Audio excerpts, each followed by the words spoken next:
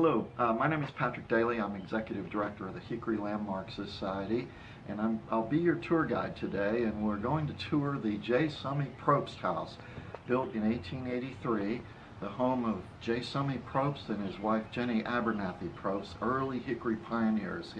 Summey was born in 1853, Jenny was born in 1858.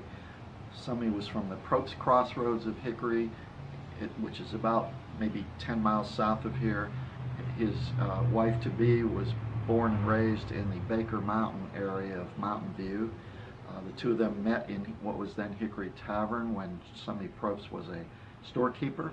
They were married, and he built this home for her along the railroad tracks in West Hickory, south side of the tracks near the old Piedmont Wagon Building.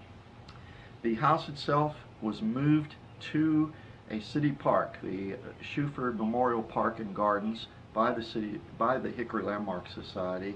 The City of Hickory was kind enough to provide the space for us to move this building. Purpose of that move, the house was in danger. It was about to be torn down in 1967. The Hickory Landmark Society was formed in order to save the building in 1968, and in 1970 enough funds were raised to move the building five blocks to this particular location, thanks to the City of Hickory. And it is located in the Oakwood Historic District, one of 4 historic districts in Hickory, North Carolina.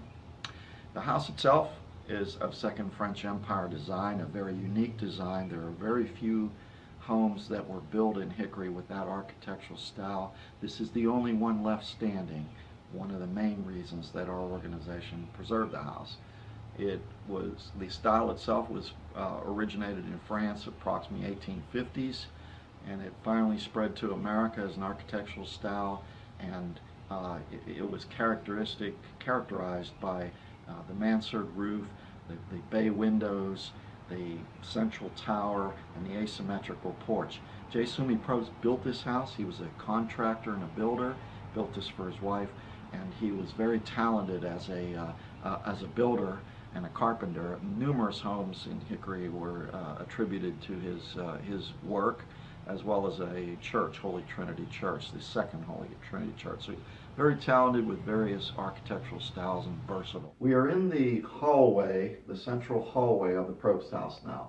And as you look down the hallway, you can see that it goes all the way to a rear door, which would have led to a cookhouse and a carpenter shop that Propst had when it was on the railroad tracks. Of course, obviously it doesn't now. It's at the end of a property line. There is a picture or photograph on the wall of the interior hallway, which is kind of interesting because it shows a wall here that is dividing the hallway from the front to the back. The purpose of that was that because the Propst family had boarders, or they welcomed boarders to live in the Propst house. A very common thing in Hickory in the 1880s and 1890s and early 1900s, because lodging was scarce and the town of Hickory was growing very rapidly, and people were looking for places to live or stay. And so it was also a lucrative business. The Propst, even though he was a carpenter and there were other sources of income for them and a farmer, the income from the boarding rentals were helpful to them as well. And so upstairs would have been the boarders. Downstairs, in what was then a gentleman's parlor, was converted into a bedroom in the 1890s for the Propst to adapt to boarders here.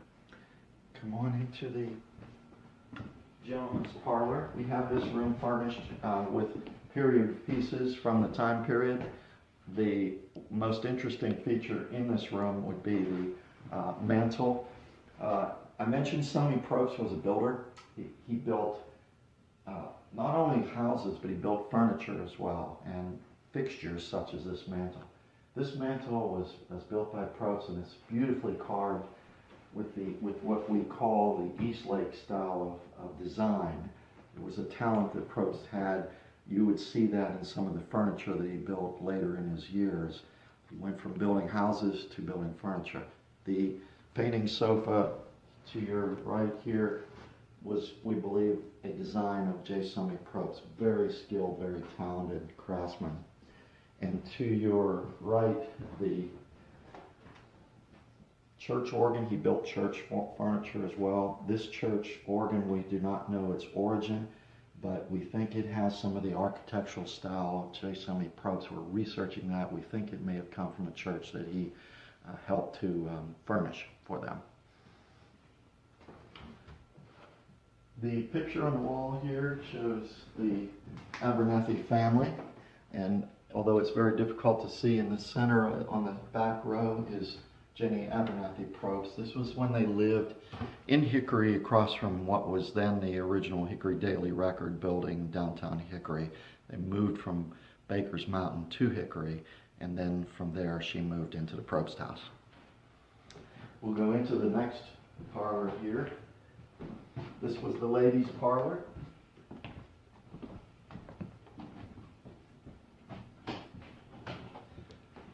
I wanted to point out the picture of Summey Propst and his wife Jenny. He was a tall, lanky person. She was a very short person, maybe 4'11" to 5 foot in height.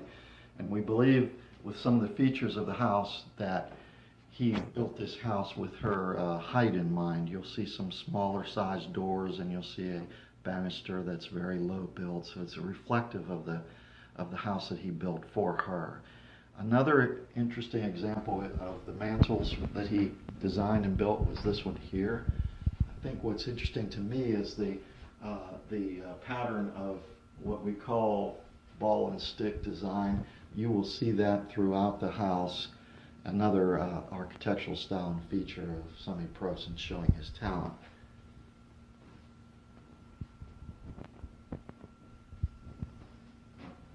There is a picture on the wall as well from the house before it was moved, and you can see some of the original pieces and the original mantel. This room, you are looking at the dining room of the Propst house. The meals were cooked in the cookhouse and brought into this dining room for eating by the Propst family. And I mentioned the family, there were no children by their marriage. They had nephews and nieces. A lot of people came to visit, as well as the boarders. But it was just Summey Propst and Jenny Abernathy Propst here. She provided services for the boarders, but did not cook for them. And there were a number of boarders over the years that lived here. We have names of them. We know who they were, and there were some interesting people. One student from Lenore Rhine College was here, a minister, and a couple families with children as well. But the dining room has an interesting piece of furniture in it. This room has the original dining table of the Propst house, of Summey Propst. He built this. And again, we talked about the stick and ball motif. You see that there in his furniture. You also see that in the buffet here as well, on the top pediment. And you also see that in the filament here,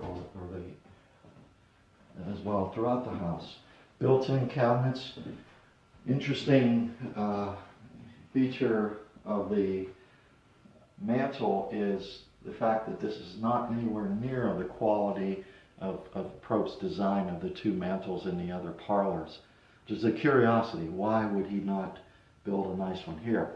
We believe that this particular mantel is something he purchased for the dining room. Parlors would have been more elaborate and maybe a little bit more plain in the dining room as well as upstairs. And the reason why we think this is from a purchase from a Sears catalog. Sears catalogs were very common. A lot of people bought furniture and fixtures and even houses from Sears catalog. But I was in Pennsylvania one time and saw an exact duplicate of this in a house in Pennsylvania. It was a funeral parlor. And I asked the owner, I said, tell me about this mantel. He said, well, they can prove and document that it was purchased from a Sears catalog. Had the same exact design to it. So that's why I believe that it was an actual purchase by the Propst family and placed here. The corner cupboard belonged to an ancestor of Jenny Propst, and we have it here. And also the chairs that you see were original to the Propst house. So we'll go up to the second floor now, and I mentioned the height of the balusters and the banisters. Notice how low it is, and I like to joke that today the city of Hickory's building code would not allow a banister this low to be built for safety reasons, but it is an interesting feature. Notice the newel post here as well, and when we go upstairs, I will point out the newel post at the top of the stairs. You will see a distinct difference between the two.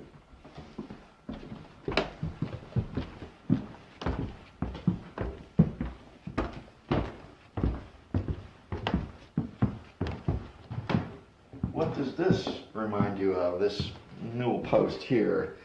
It actually is the end of a pew that probably came from a church. Maybe a remnant that Propst used when he finished the staircase here, and it would not be uncommon for him to have something more plain in terms of the design on the second floor. Also, you notice the lower banisters and the balustrades too for the railings.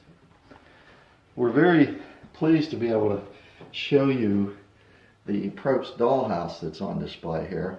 It was given to us by David Ambrewster, who built this in 1979. He was a master builder of dollhouses, one of the best dollhouses built to scale that I've seen. There are a lot of events and shows of dollhouses, and this one made the rounds as well to the various dollhouse shows. So we're very pleased to have it, and it's a good, even though it's heavy and transportable, we haven't taken it out of here at this time, and we have it on temporary exhibit. I wanted to point out the wallpaper, both downstairs and upstairs. Even though this is wallpaper that's from the time period or would be common, it was not in the Propst house when the house was on the railroad tracks. The wallpaper, he probably did not have wallpaper. It was probably plaster walls that were painted whitewashed. And so this was an add-on by the Hickory Landmark Society in 1970 when the house was restored. It looks nice, but it's not authentic or original to the house. The main parts that are original are the woodwork. They are all Propst built. They are all original to the house being built. These are the boarders' rooms, typically furnished, and the important thing as we go through to the three boarder rooms to point out is that all the furniture came from the Propst house that's on the second floor. And it was removed when the house was moved here in 1970. It was removed in 1968 when the organization acquired the building, removed, and then the building moved here and all the furnishing put back into the second floor. So we're really pleased to have these original pieces of furniture that came from the Propst house. You notice the crazy quilts here. You'll see them on the beds. These are from the time period, made with clothing, old clothing, and so it's very common to have crazy quilts on beds at that time period.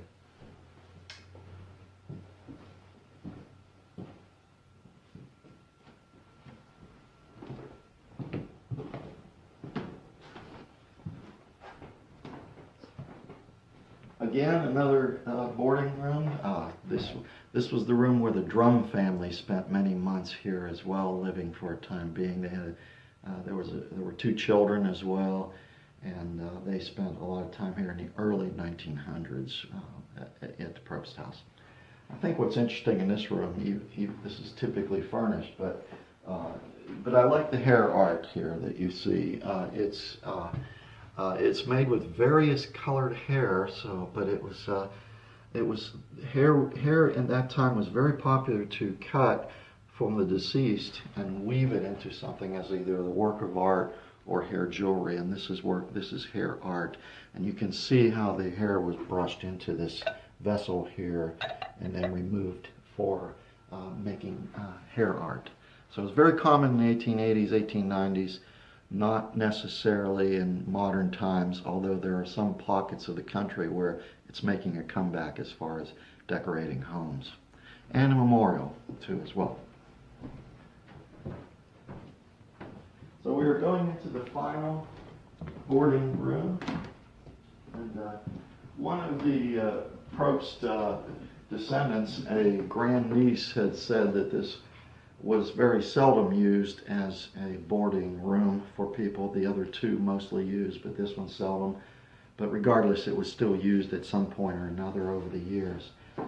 And we have the children's, this is the drum child's crib that probably should go into the other room, but here it is here for decoration.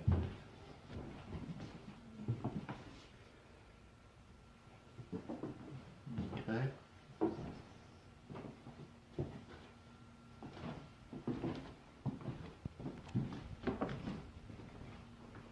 And finally, we will work our way up to the tower, and I will show you the tower upstairs, at least in part.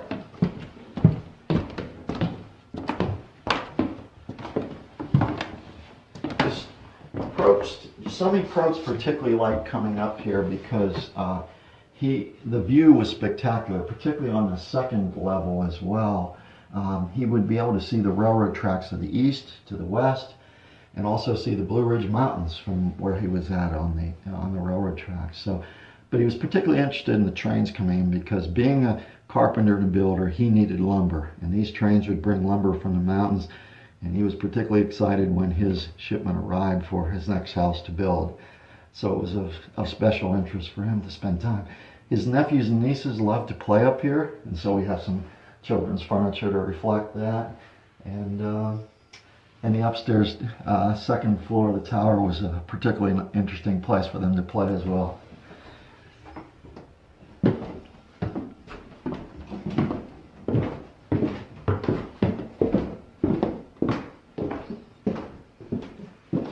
I think in closing, there's one thing I'd like to say about the Propst House, its significance in terms of history of historic preservation.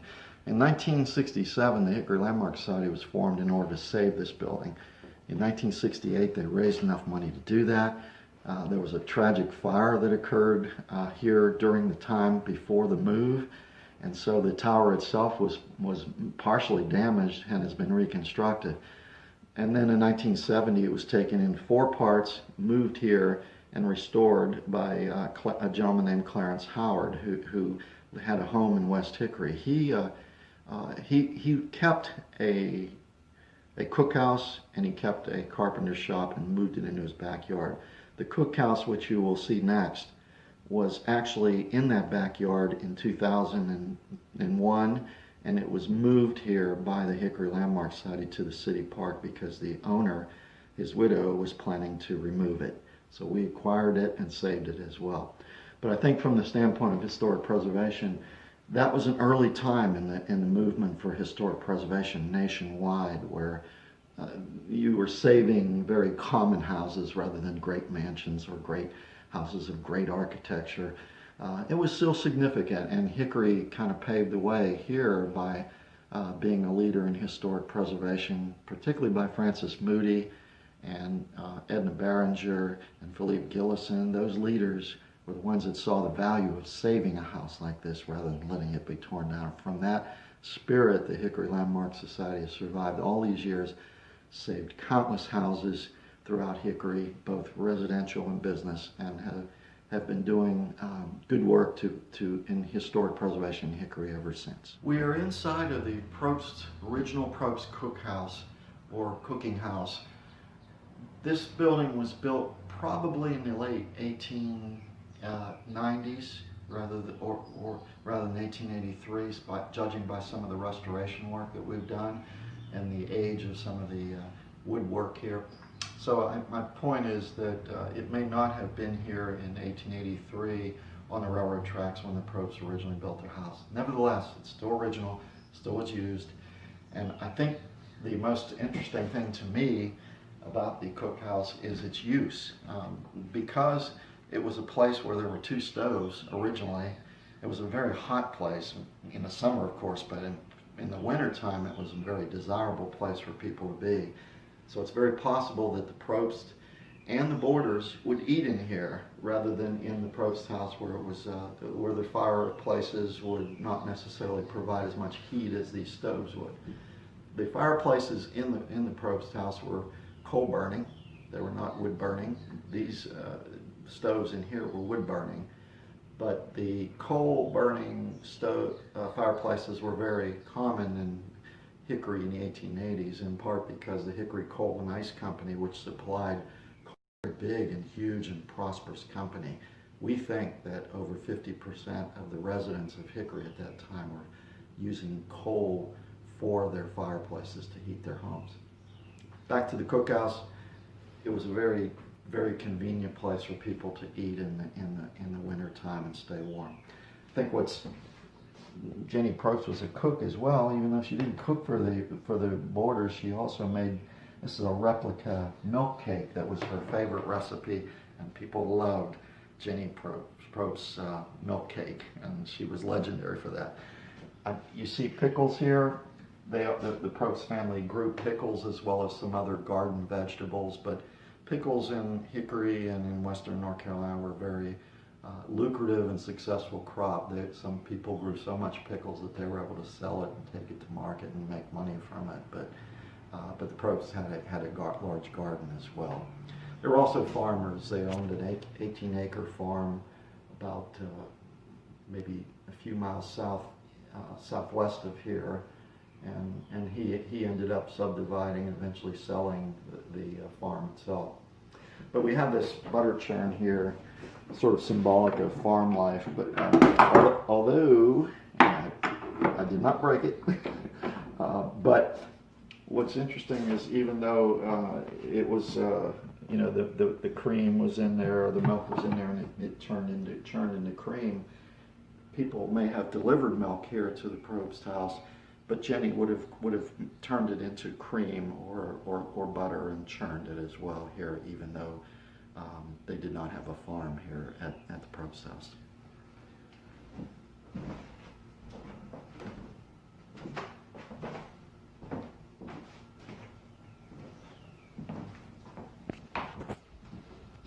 We talked about the heat in this building, and this little string here is symbolic of how they even did their washing outdoors and washing their clothes, and would place it on the string, on the rope inside of the cookhouse because it would dry much quicker, particularly in the wintertime. So as we found the actual nail holes that were used on both ends, and were able to identify it for that purpose. The pantry inside here is actually has some meats and some vegetables and canned vegetables, and it's a typical pantry. I think I remember when we moved the building here in 2001, you could actually smell some of the meats on the walls here that they had for storage, so that it still kept its aromas here. The cook stove is a big cook stove made by a company in Greensboro called the Glasscock Iron Works. And if you notice it says the Blue Ridge, that was a particular version of the stove. Glasscock Iron Works in Greensboro was a huge stove making company. In fact, in our research, it shows that no other company west of Greensboro built stoves. And so if you had a stove in western North Carolina, any place west of Greensboro, Asheville, Hickory, Statesville, Morganton, and you had a stove, it was likely it was made by Glasscock Iron Works in Greensboro.